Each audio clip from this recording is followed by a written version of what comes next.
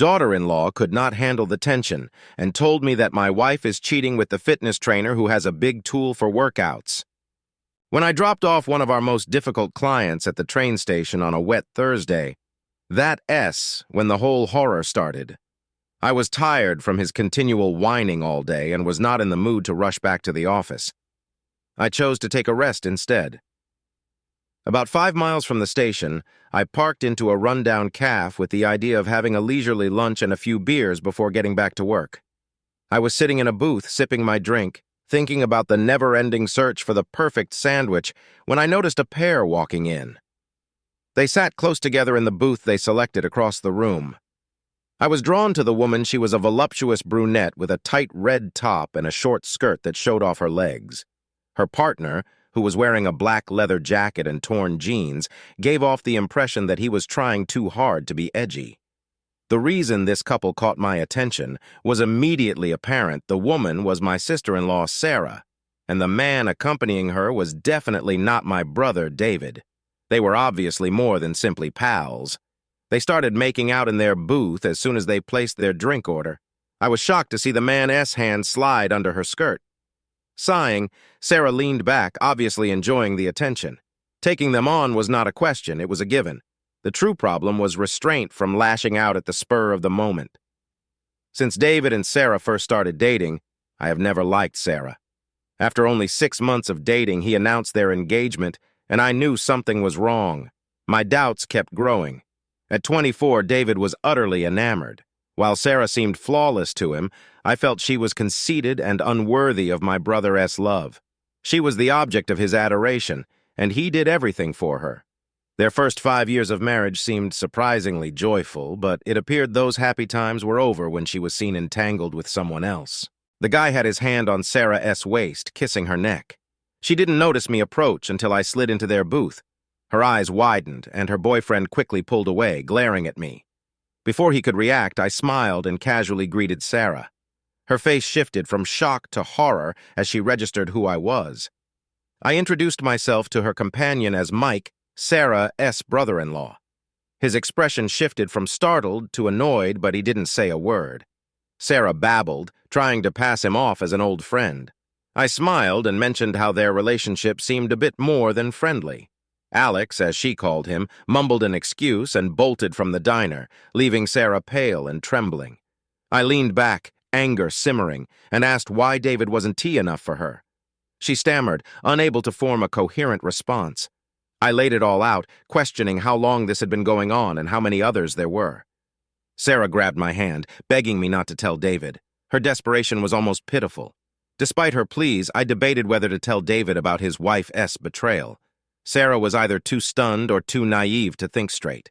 I pulled my hand away, pondering if I should expose her deceit. Her eyes were frantic and she seemed to be grasping for something to say.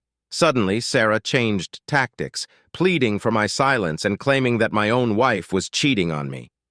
I laughed at her desperate lie, but she insisted she was serious. According to her, my wife had been seeing someone from her health club for months. Despite knowing it was impossible, her certainty rattled me. My wife and I had been together for over a decade, 8 years married. She was the most honest, devoted person I knew. Sarah leaned in, saying the other woman had confided in her about the affair. I scrutinized her face, trying to process this new information. Despite Sarah's initial terror, she now appeared calm, as if she were revealing a truth rather than spinning a desperate story. While I found it hard to believe, given our history, I couldn't entirely dismiss her claim. The situation was surreal. I felt torn between disbelief and the unsettling possibility that she might be right. My eyes drifted back to Sarah, who seemed to be nervously anticipating my next move. Though I didn't show it, there was no way I could keep this from David. I needed to uncover the truth. I spoke slowly, hinting that we might find a solution. After some thought, I expressed my refusal to be deceived by Anna. I suggested to Sarah that if she helped me gather evidence about Anna's actions, I wouldn't tell David about what I'd seen that afternoon. However, I made it clear she had to promise never to see Alex or any other man besides David again. Relief washed over her as she swore to comply. She asked, "You have my word on it?" I doubted the value of her word, but replied by asking what she would be willing to do to fulfill her part of the deal. I explained that I needed proof of Anna's infidelity. I proposed a plan. I would give Sarah a tape recorder to hide in her apartment. She would invite Anna over, offer some wine, and engage in casual conversation, encouraging Anna to reveal details about her affair. I wanted to know who the man was, when and how the affair started, how often they met, and why she did it. As I laid out the plan, I found myself beginning to believe Sarah's unusual story, which made me even angrier. Sarah agreed to the plan, suggesting she could soften Anna up by sharing the details of my supposed affair, making it seem like a genuine heart-to-heart. I sarcastically asked if Alex was her only fling or if there were others.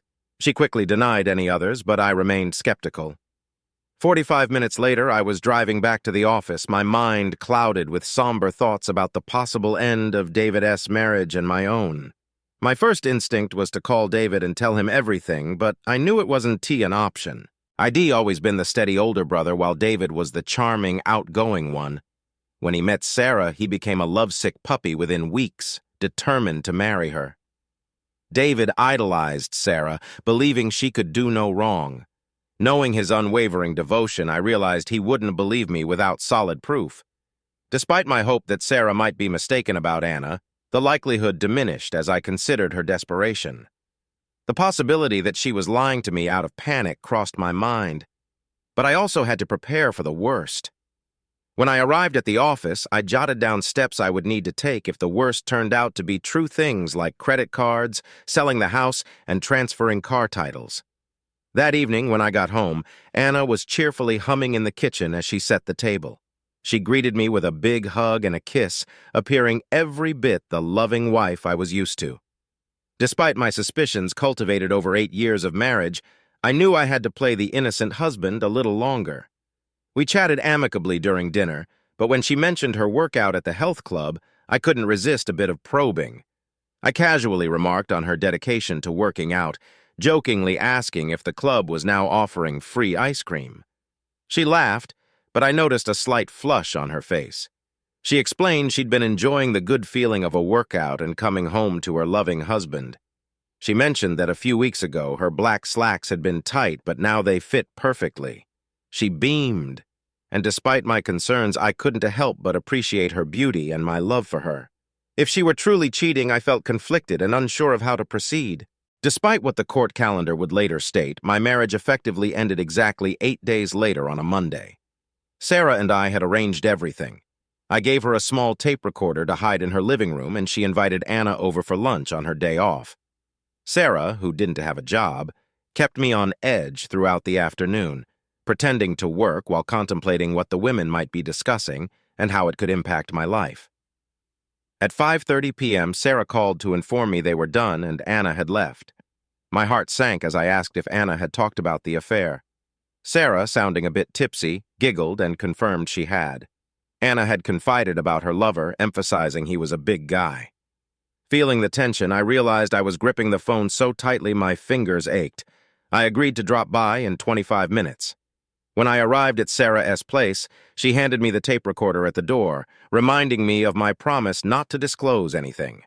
I assured her David wouldn't hear a word from me and stressed that Anna must never find out about the recording, as she might tell David out of anger.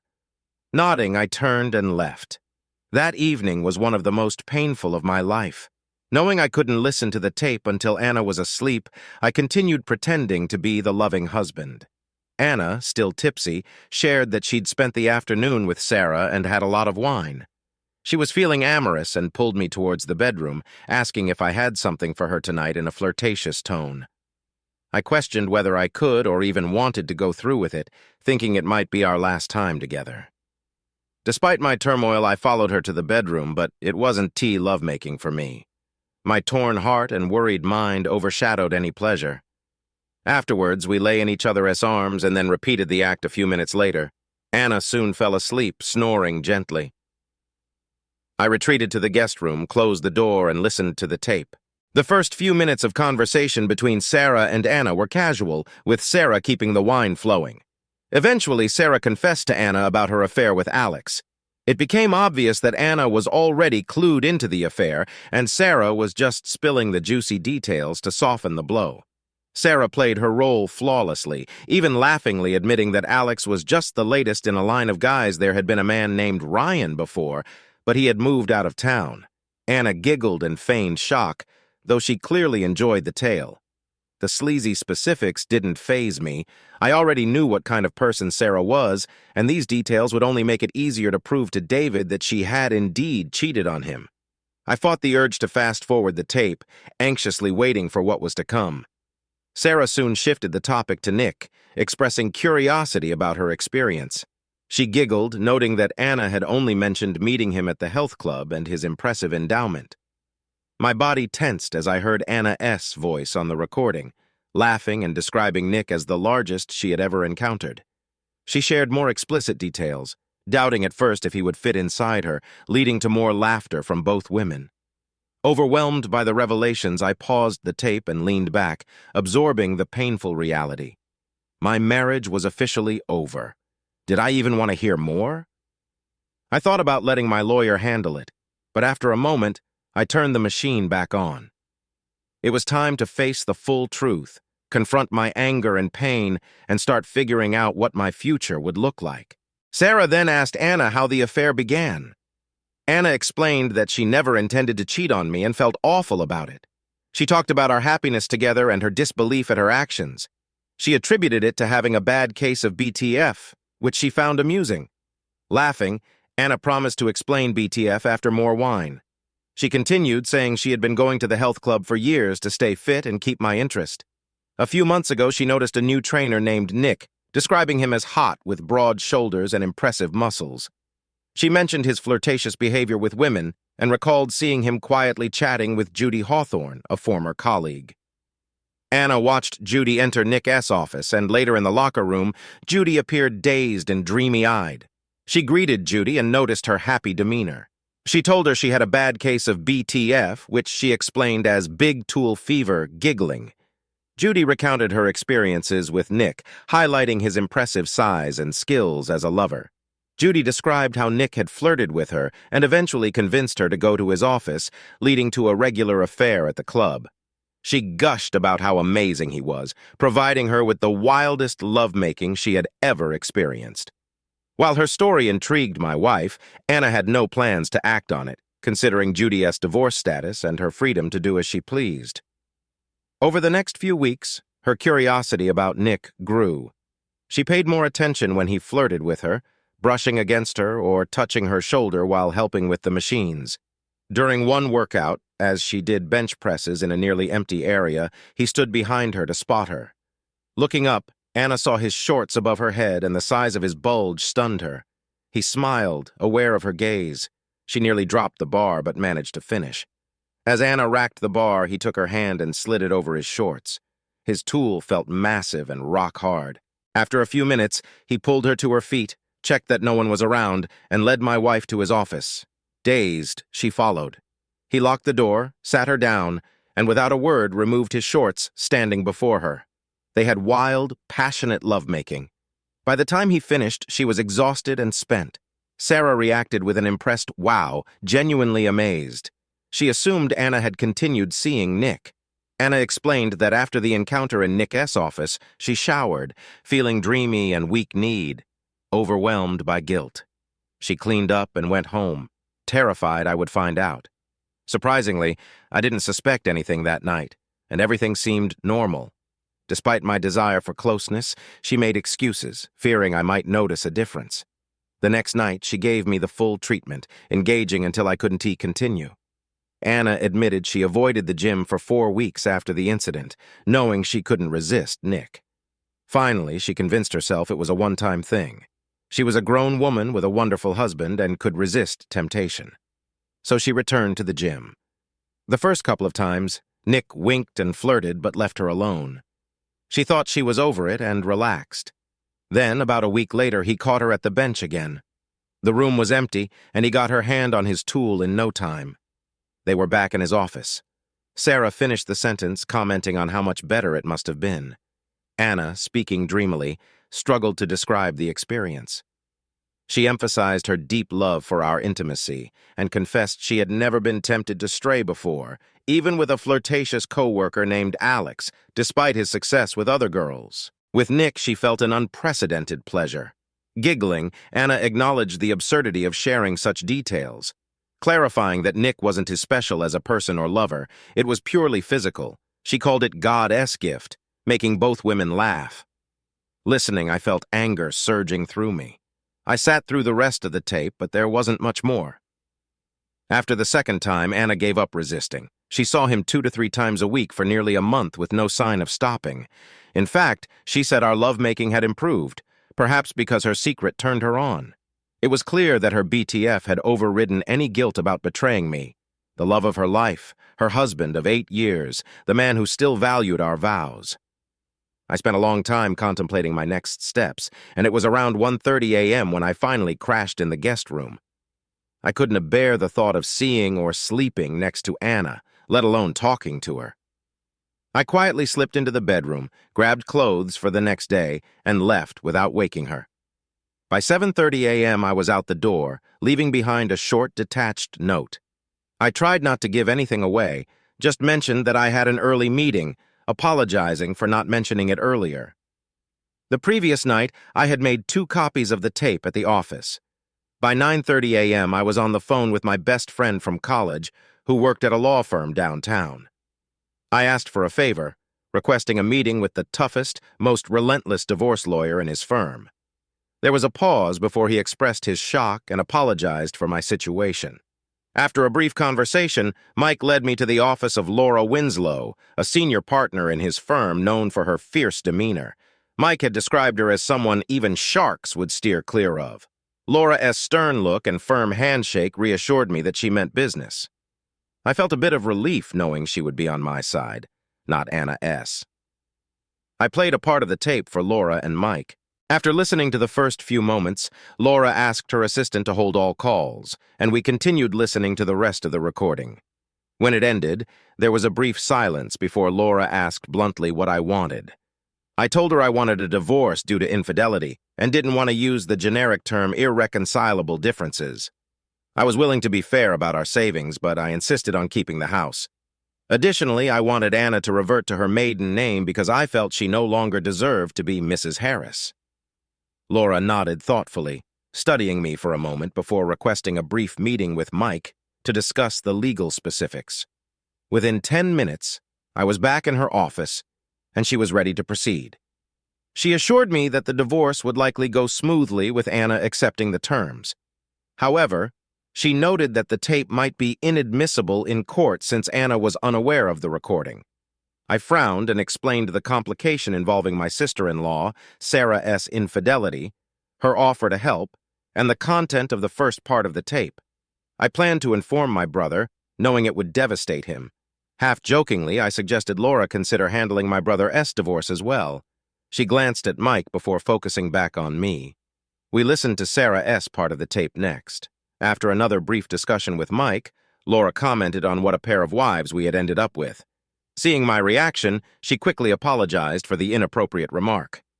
Laura then laid out the situation, explaining that while the tape might not be admissible against Anna due to her unawareness, Sarah could be subpoenaed to testify about what Anna had told her. She assured me that Anna's attorney wouldn't have much to counter with once he heard the tape. In David's case, the tape was admissible because Sarah knew she was being recorded, leaving her with no defense. That divorce would be straightforward as long as David wasn't too unreasonable. Laura also mentioned the possibility of suing the health club and Nick. Although Nick probably didn't have much money, she and Mike could likely secure a significant settlement from the club, potentially in the high 6 figures to over $1 million. The tape could be used in a civil lawsuit, and the club would certainly want to avoid the publicity of such a scandal.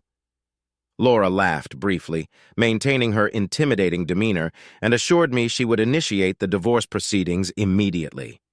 Mike escorted me out, expressing his apologies again and assuring me that Laura would handle everything.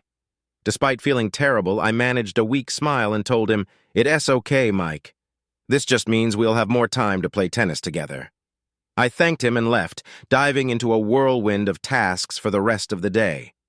I arranged for a locksmith to change the locks at 3:30 p.m. and made a dinner date with David to avoid being home when Anna returned.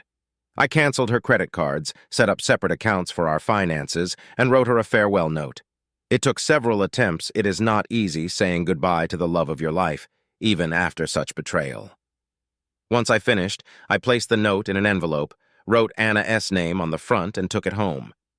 The locksmith finished by around 4:15 p.m. I sat quietly in the kitchen, nursing a beer, then taped the note to the outside of the front door, locked up, and left. Anna would be home between 5:00 and 5:30 p.m. I wondered idly what she would do first, try the door and find her key didn't work, or read the note. Our marriage is over. Now you can be with Nick and his big tool as much as you want. I've changed the locks. To collect your things, call my attorney. I left Laura S. name and number. She will arrange supervised access to the house when I am not there. I want to be speaking to you again. You broke my heart.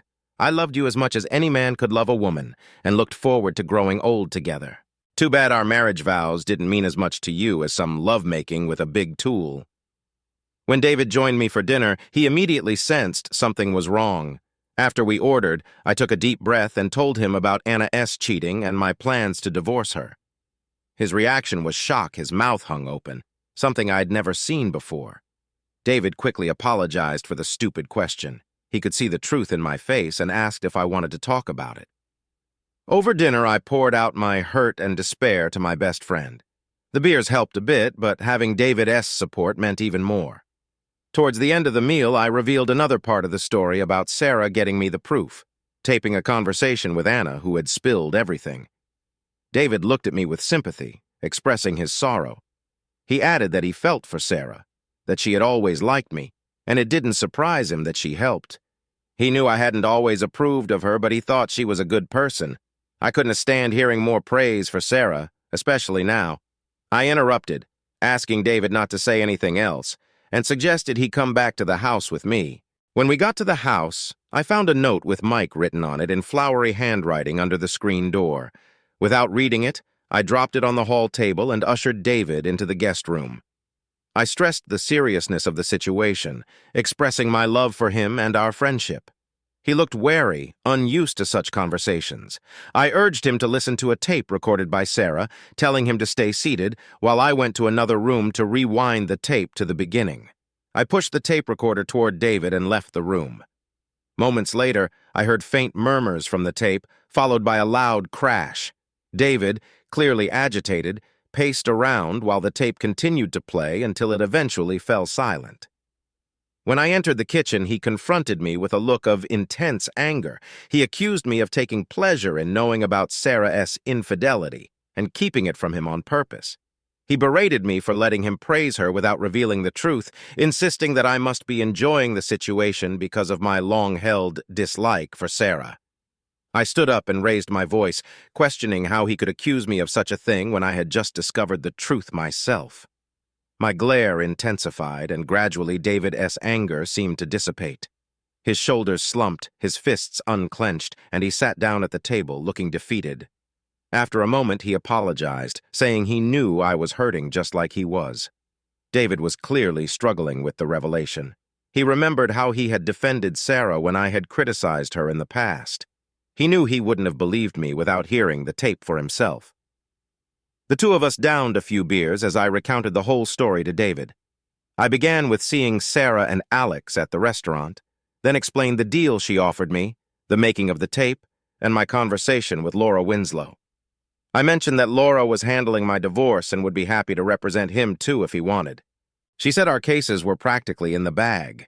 We talked late into the night, and then David crashed in my guest room, unable to face Sarah.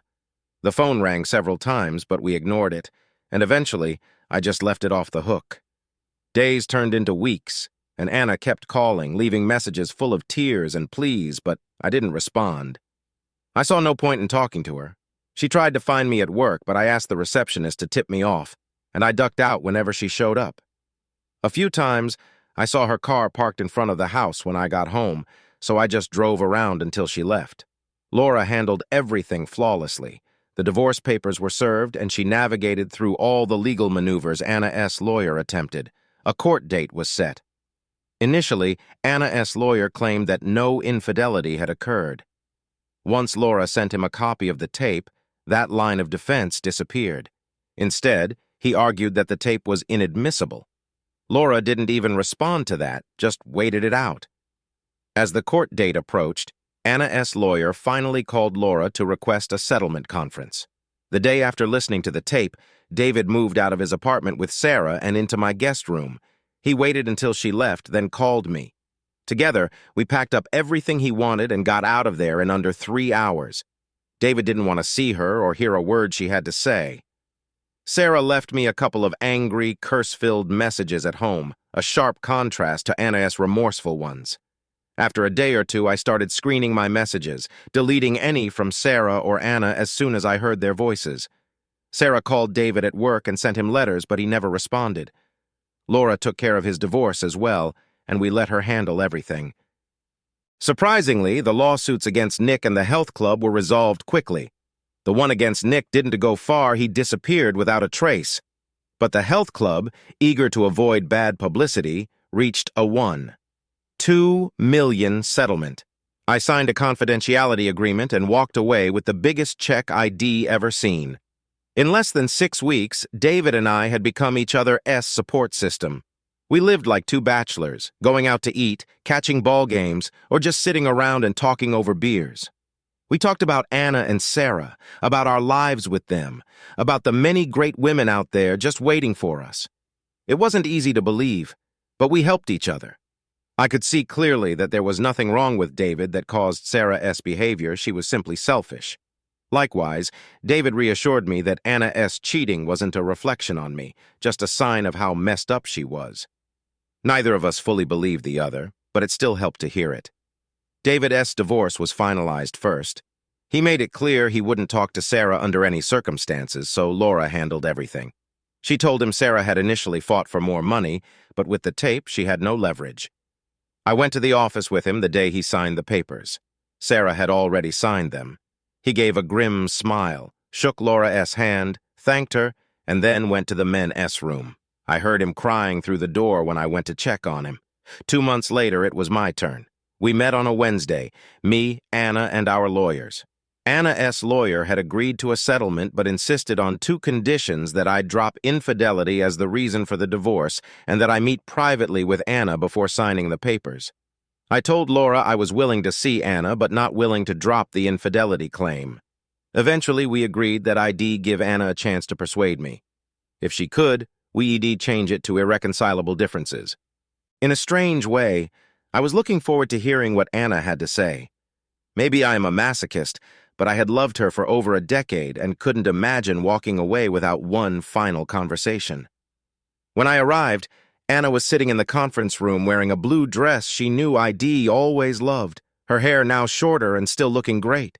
Despite her pale appearance, she was still the beautiful woman I had loved for so long. I tried to keep my voice neutral, even though my heart was pounding. I didn't want to hear her tell me how much she loved me or that it was just sex.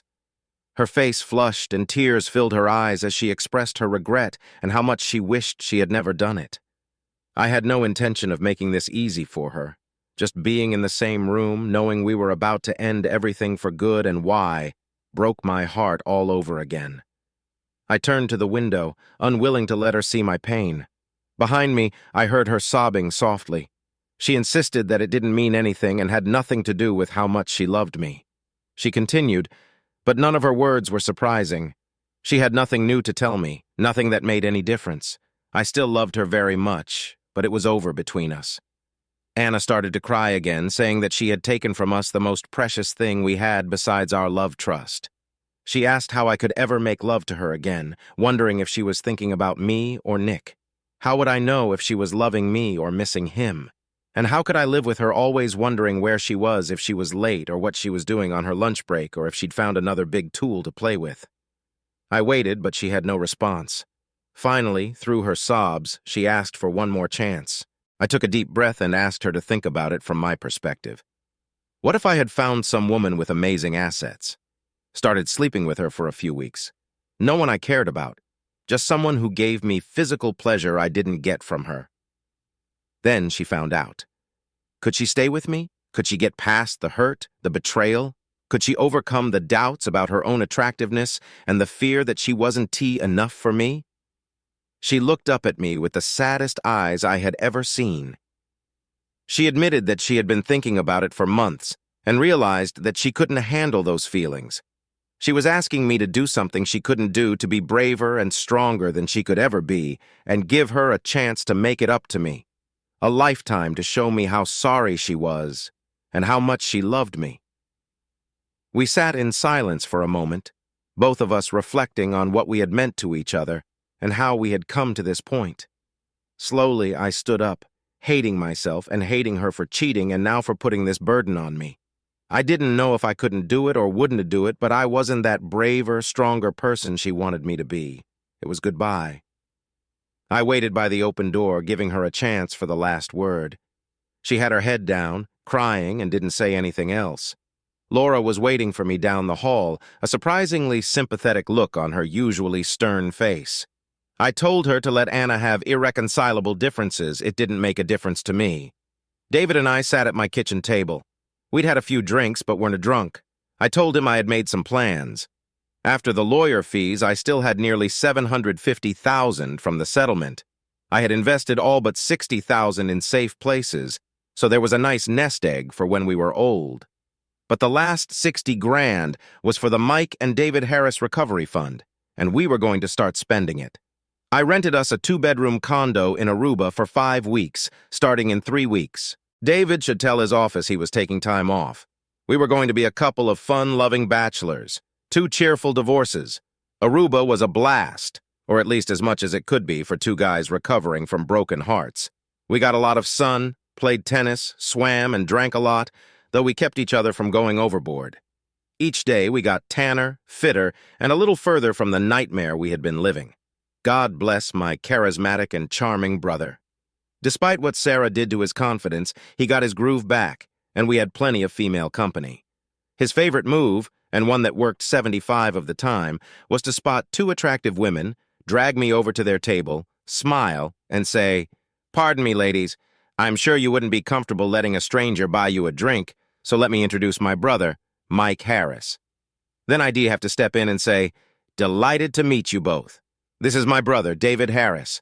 Then David would step back in with a flourish. "Glad that S settled. Now may we buy you a drink?" By that point, the women were usually smiling or laughing, and we often found ourselves with female company for the evening. Sometimes that companionship lasted until breakfast. The unattached women in Aruba were just as eager for fun as we were.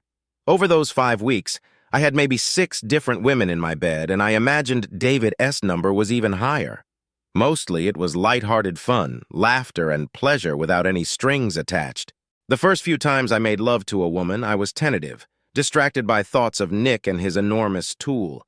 Even though both he and Anna were thousands of miles away, it was hard to compete with what I knew he had done to her. But the women didn't seem to notice, and being with someone new got easier each time. One-night stands may not be for everyone, but they were exactly what David and I needed. Only one woman stood out, Megan, a tall Irish redhead a year younger than me. We did the usual things, had drinks, laughed, went to dinner, danced, and then headed back to my place. She was attractive and responsive, as eager to be with me as I was to be with her. We had a great time, but something changed around 2:00 a.m. I woke up and just lay there, Megan softly breathing beside me. Thoughts of Anna and everything we had shared filled my head. Before I knew it, I was crying quietly. Megan woke up, knelt beside me, and held me, saying it was okay to let it out. I was embarrassed but couldn't stop. She kept soothing me, and finally, in response to her gentle urging, I told her the whole story. By the time I finished, the sun was rising. We shuffled into the kitchen, and I made breakfast while she shared her own story. She was also divorced, no cheating, just a husband who became increasingly distant and career-focused until there was nothing left of their marriage. She had been on her own for nearly 2 years. After breakfast, we found our way back to the bedroom without a word and made love. The night before had been fun and exciting, but this time was different. We looked into each other's eyes, murmured tenderly, and found a deeper connection. My one-night stand with Megan turned into 5 wonderful nights. When she left that afternoon, my brother David seemed a bit worried about me, urging me to meet new ladies. He said it was time to move on. I acknowledged that Megan was special. He agreed, saying he liked her too, but reminded me that she had gone home, and we still had 12 more days to enjoy. He dragged me off to the tennis court, then the pool, and by that evening, we were chatting with two secretaries from San Francisco on their first trip outside the United States. That night, they slept in their own hotel room, but the next afternoon, Jessica joined me in my room for her first ever experience on foreign soil. 4 months had passed since Aruba. David had found a great apartment he liked, but we still spent a lot of time together. Just after we ordered dinner at a steak place we both liked, David leaned forward and quietly told me that 2 couples had just sat down across the room, and one of them was Anna with some guy. I appreciated the warning and, despite my pounding heart, waited a few seconds before casually turning to look. She had already spotted us and was staring steadily at me. I gave her a friendly, non-committal smile and a wave, and she smiled back. Then I forced myself to turn back to David and resume our conversation. He asked if it was the first time I'd seen her since the divorce, and I nodded. I admitted that I didn't expect to feel so shaken, but the surprise had something to do with it.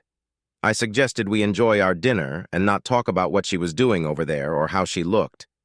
David agreed, launching into a funny story about a coworker who had been flirting with him for months. He wasn't interested in her, but was enjoying the game. While we sipped our coffees and casually watched the dancing couples, I felt a hand on my shoulder and heard Anna's familiar voice asking how I was. Rising from my seat, I looked into Anna's eyes and greeted her. She suggested a dance for old time's sake, and I agreed.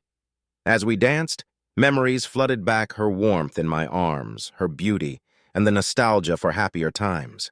We talked about mundane topics like our jobs and the weather, eventually lapsing into silence, lost in the emotions of holding each other again. I reflected on the dances we had shared and realized those moments were now just memories. Anna stepped back toward the conclusion of the dance to inquire how I was actually doing, looking directly into my eyes. I chose to tell her how I felt even though I owed her no honesty. I assured her that although some days were better than others, I was doing fine. I wasn't prepared for the intense feelings I felt when I saw her that evening, and we danced together. Anna looked serious as she admitted that things weren't going so well for her. She was tremendously affected by being in my arms again, and she missed me terribly every day. I was at a loss for words, so I said nothing when the music stopped. Reluctant to release her grip, Anna pondered, "Have I ever wondered if I made the right decision?" I acknowledged that I continued to think about us frequently, but I generally stopped there to ponder why. I chose the incorrect course of action. David seemed concerned about how I was handling everything when I left him off later. I comforted him, explaining that in a small community, these kinds of interactions are inevitable. After we finalized our plans to play tennis the following day, I left for home.